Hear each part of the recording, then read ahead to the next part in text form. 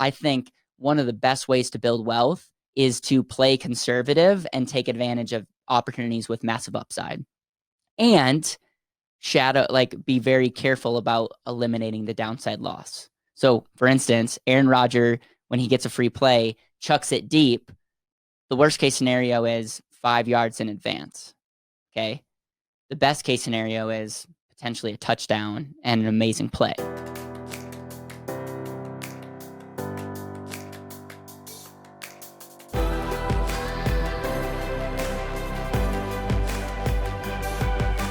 This is Better Wealth with Caleb Guilliams.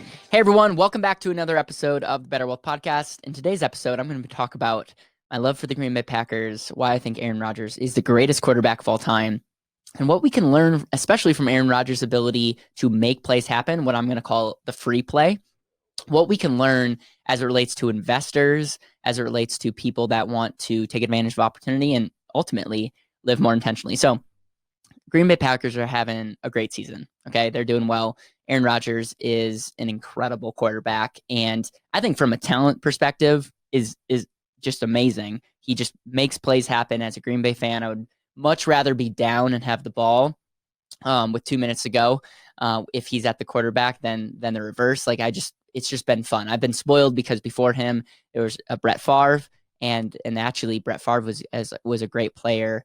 With what I'm going to call the free play, and I'll share with you what that means in a second. But Aaron Rodgers is incredible, okay? But what makes him so special is he knows the defense so well, and they're really like the offense is dialed in on making plays happen. And so, football 101, you want to score touchdowns, you want to score points. The team that has the most points wins in the end. A lot of times you have 4 downs to get at least 10 yards. If you don't, the ball's turned over. A lot of times, if you can't convert on 3rd down, the offense will punt it to the other team. And so it's just, there's some games that are very close. There's some, games that it comes down to a touchdown. It comes down to that one play that will make a difference. And being a Green Bay fan, we take this for granted. And and just watching other football and seeing how other quarterbacks, play, I realized Aaron Rodgers' ability to make like opportunities when you don't think there's any opportunity is pretty special. And a lot of times it's that 1 or 2 plays that makes up a game. So here's what I mean. One of my favorite plays to witness, and I get to witness it a lot, is when Aaron Rodgers draws the other team off sides. He'll either do something like a hard count, and really get the defense to think that they're snapping the ball, and the defensive player will jump off sides. Now, what ends up happening is with that's a penalty. And what most teams do is they get the team to jump off sides. They are not really prepared for it. And the referee, throws a flag and, blows it dead, the play dead. And then essentially they gives the 5-yard penalty against the defense, and the offense moves up 5 yards. And sometimes it gives them a first down. So it's always a positive thing when you can get the defense to jump off sides. What Aaron Rodgers does so well is when that happens, his whole team is dialed in. The Green Bay Packers are dialed in, and they just snap the ball quickly. And it becomes a free play. And what do I mean as a free play? Well, the worst case scenario, in most cases, I think there's some cases where if there's certain penalties they can offset, and it could be a negative thing. But in most cases, the worst case scenario is you get your 5 yards. So it's just like if the referee would blow the play dead. But if you can snap the ball and make a play happen, you are like, obviously, if you get more than 5 yards, you can take that and decline the penalty. And so some teams, you'll see that they'll get the ball snapped off, and they'll usually do their play. What makes the Green Bay Packers so special is when that happens, not only do they snap the ball, and most teams don't even get that far, everybody on the offense goes into an opportunity. Like a lot of times you'll see Aaron Rodgers chuck it deep. A lot of times you'll see Aaron Rodgers make a move, because again, if he intercepts it, if it gets incomplete, you have nothing to lose. But so often the game comes down to that one play where he'll throw it and Adams will catch it, or he'll just make a play happen.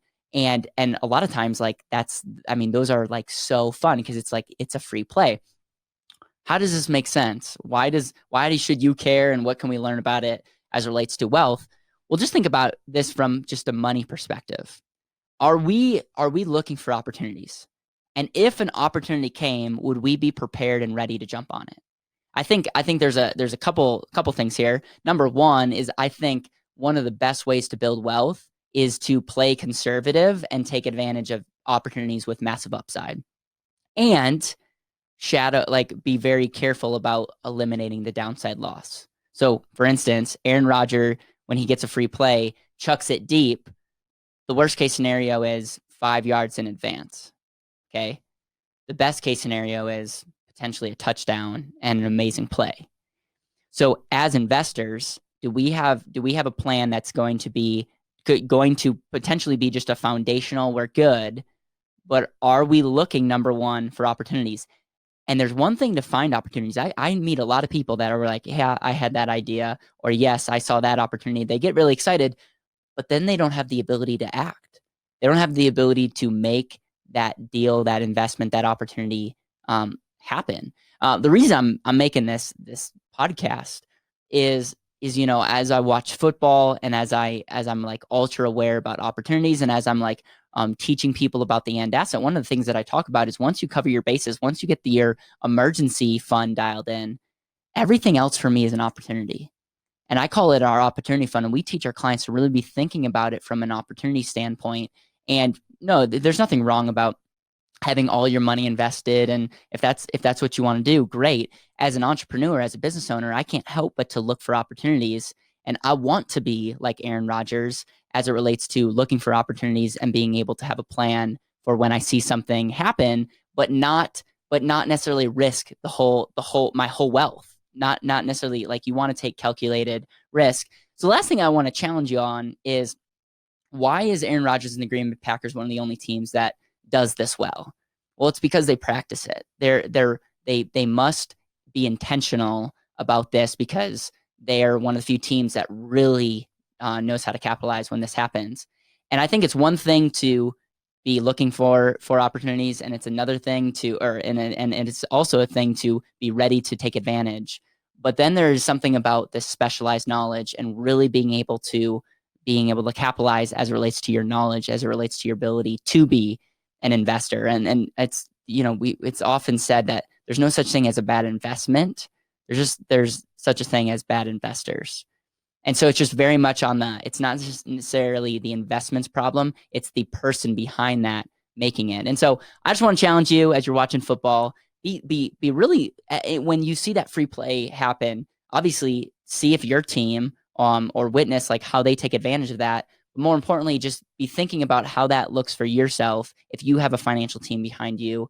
And if you're ready to look for opportunities, jump on it, and ultimately what I'll call the Aaron Rodgers effect. If you can have the Aaron Rodgers effect on investments, you don't necessarily need to, like, it might take that one opportunity that could change your life. And I really do believe that. I'll end on this. A while ago, I was listening to a podcast with a guy who did venture capital. Essentially, he invested in some of the most famous tech startups, and he's super, super wealthy. And he was asked a question about what his investment philosophy was, and he said this really quickly, but it was just like really hit me. He said, honestly, I think most people would be better off if they took no risk and pretty much saved their money and invested in 10 opportunities, where each of those opportunities throughout their life would be a life-changing event. He's like, a lot of people they risk their money for very little upside, and all their money's tied up, and so they're just like doing their own thing. He's like, I would much rather have my money on the sidelines, look for that opportunity. And he said the opportunity might go to zero, but if it didn't, that opportunity would change my life. And the risk versus reward, it just was worth him keeping money in cash. And that hit me, because I'm like, man, it's not exactly how I think about all this, but that's an example of this whole podcast. So with that, enjoy, live intentionally, take care. We'll see you tomorrow. Thank you so much for listening to the BetterWealth podcast. It would mean the world to me if you could hit subscribe, leave a review, and share this with the people that you know and love.